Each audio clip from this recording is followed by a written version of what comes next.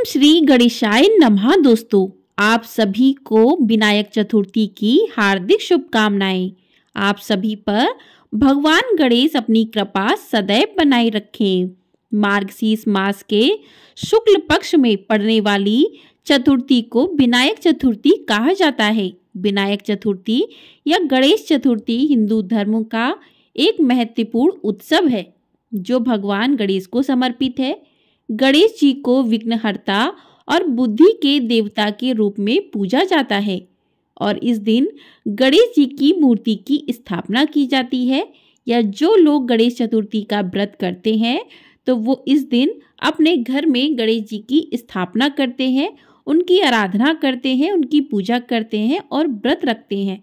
तो जो भी भक्त इस दिन व्रत रखते हैं तो उन्हें व्रत कथा भी अवश्य सुनना चाहिए। तो आज हम सुनेंगे विनायक चतुर्थी की व्रत कथा।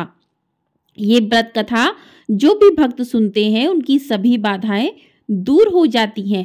कहते हैं कि भगवान गणेश प्रथम पूजनीय देवता हैं।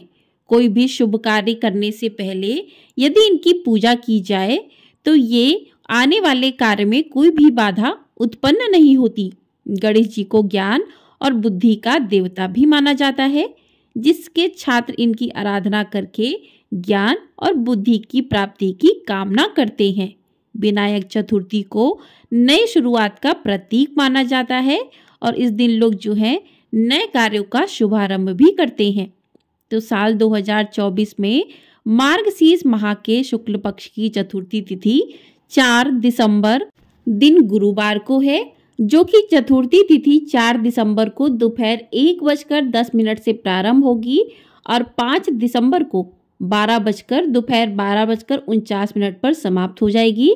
इस दिन चंद्रास्त का समय रात 9:07 पर होगा। तो ऐसे में जो भी विनायक चतुर्थी का यानी कि गणेश चतुर्थी का व्रत करते हैं तो वो 4 दिसंबर और 5 दिसंबर दोनों ही दिन गणेश चतुर्थी का व्रत कर सकते हैं। तो इस दिन आप जो है सुबह जल्दी उठकर स्नान आदि कर लें। उसके बाद एक साफ चौकी लगाएं, उस पर भगवान गणेश की स्थापना करें, उनका विधिवत पूजन करें, उनको दूर्वा अर्पित करें, जनेऊ अर्पित करें, मोदक का भोग अर्पित करें, रोली कुमकुम का तिलक करें, चावल अर्पित करें। तो इस प्रकार से भगवान गणेश का पूजन कर कथा सुने। तो कथा सुनने से पहले हाथ में थोड़े से पुष्प लें, उसके बाद भगवान गणेश की कथा सुने। तो आइए कथा शुरू करते हैं। तो प्रिय भक्त जनों, भगवान शिव और माता पार्वती की पौराणिक कथा के अनुसार एक बार वे नर्मदा नदी के किनारे बैठे थे। इस दौरान माता पार्वती ने भगवान शिव से चौपड़ खेलने का अनुरोध किया। भगवान शिव चौपड़ खेलने के लिए सहमत हो गए, लेकिन यह प्रश्न उठ खड़ा हुआ कि हार जीत का निर्णय कौन करेगा। इस पर भगवान शिव ने कुछ तिनके इकट्ठा कर एक पुतला बनाया और उसकी प्राण प्रतिष्ठा की। उन्होंने पुतले से कहा, बेटा, हम चौपड़ खेलना चाहते हैं, लेकिन हमारे हार जीत का निर्णय करने वाला कोई नहीं है, इसलिए तुम बताओ कि हम दोनों में से कौन हारा है और कौन जीता है। इसके बाद भगवान शिव और माता पार्वती ने चौपड़ खेलना शुरू कर दिया। यह खेल 3 बार खेला गया और संयोगवश तीनों बार माता पार्वती ने विजय प्राप्त की। खेल समाप्त होने के बाद बालक से हार जीत का निर्णय करने के लिए कहा गया, तो उसने भगवान शिव को विजय घोषित किया।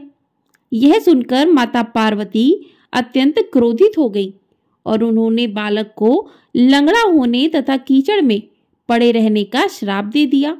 बालक ने माता पार्वती से क्षमा मांगी और कहा कि यह सब मेरी अज्ञानता के कारण हुआ है, मैंने किसी देश भावना से ऐसा नहीं किया। बालक की क्षमा याचना पर माता ने कहा कि यहाँ गणेश पूजन के लिए नाग कन्याएं आएंगी, उनके निर्देशानुसार तुम गणेश व्रत करो, ऐसा करने से तुम मुझे प्राप्त करोगे। यह कहकर माता पार्वती भगवान शिव के साथ कैलाश पर्वत की ओर चली गई। 1 वर्ष बाद उस स्थान पर नाग कन्याएं आईं और जब बालक ने उनसे श्री गणेश के व्रत की विधि पूछी तो उसने 21 दिन लगातार गणेश जी का व्रत किया। उसकी श्रद्धा से गणेश जी प्रसन्न हुए और उन्होंने बालक से मनोवांछित फल मांगने के लिए कहा। उस बालक ने कहा, हे विनायक, कृपया मुझे इतनी शक्ति प्रदान करें कि मैं अपने पैरों पर चलकर अपने माता पिता के साथ कैलाश पर्वत तक पहुंच सकूं और वे इस दृश्य को देखकर आनंदित हों। इसके बाद श्री गणेश ने बालक को वरदान देकर अंतर्ध्यान हो गए। बालक कैलाश पर्वत पर पहुंच गया और वहां पहुंचकर उसने भगवान शिव को अपनी यात्रा की कथा सुनाई। चौपड़ के दिन से माता पार्वती भगवान शिव से विमुख हो गई थी, इसलिए देवी के क्रोधित होने पर भगवान शिव ने बालक के अनुसार 21 दिनों तक श्री गणेश का व्रत किया और इस व्रत के प्रभाव से माता पार्वती के मन में भगवान शिव के प्रति जो नाराजगी थी वह समाप्त हो गई। इस प्रकार से भगवान गणेश का जो भी व्रत करता है उन भक्तों की सभी मनोकामनाएं पूरी होती हैं। जो भी उनके काम में बाधा आती है वो बाधा भी पूरी होती है। बोली भगवान गणेश की जय। इस प्रकार से विनायक चतुर्थी की कथा पूर्ण हुई। कहते हैं कि सभी देवताओं में गणेश जी का स्थान सर्वोपरि माना जाता है। गणेश जी को सभी परेशानियों और बाधाओं को दूर करने वाला माना जाता है। भगवान गणेश की नियमित पूजा करने से घर में सुख समृद्धि की वृद्धि होती है। आपको बता दें कि विनायक चतुर्थी के दिन चंद्रमा को नहीं देखना चाहिए। ऐसा माना जाता है कि इस दिन चंद्रमा को देखने से झूठा कलंक लगता है।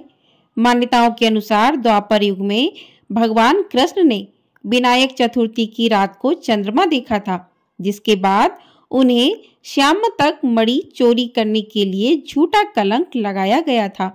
इसलिए विनायक चतुर्थी के दिन चंद्रमा को नहीं देखा जाता, इससे झूठा कलंक लगता है।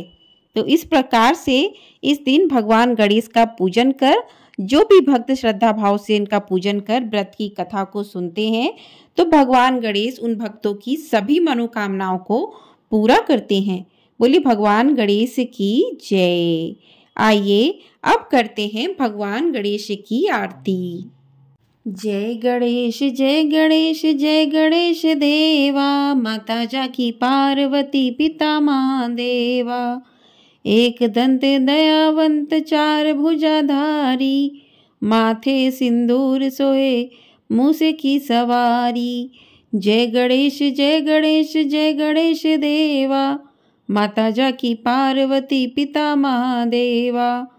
पान चढ़े फल चढ़े और चढ़े मेवा, लड्डुअन का भोग लगे संत करे सेवा। जय गणेश जय गणेश जय गणेश देवा, माता जाकी पार्वती पिता महादेवा।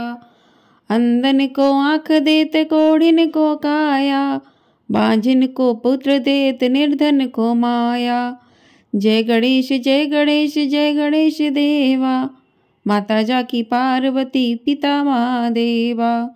शूर श्याम शरण आई सफल कीजिए सेवा, माता जाकी पार्वती पिता महादेवा।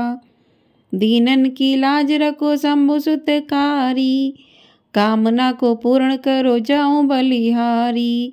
जय गणेश जय गणेश जय गणेश देवा, माता जाकी पार्वती पिता महादेवा। बोली भगवान गणेश की जय। बोले सिद्धि विनायक भगवान की जय। तो इस प्रकार से विनायक चतुर्थी की व्रत कथा पूर्ण हुई, आरती पूर्ण हुई। आपको यदि वीडियो पसंद आई है तो वीडियो को लाइक अवश्य कर दीजिएगा। चैनल पर पहली बार आए हैं तो चैनल को सब्सक्राइब कर लीजिएगा ताकि आपको सभी कथाएं समय से प्राप्त हो सके। मिलते हैं अगले वीडियो में, तब तक के लिए भगवान गणेश की जय।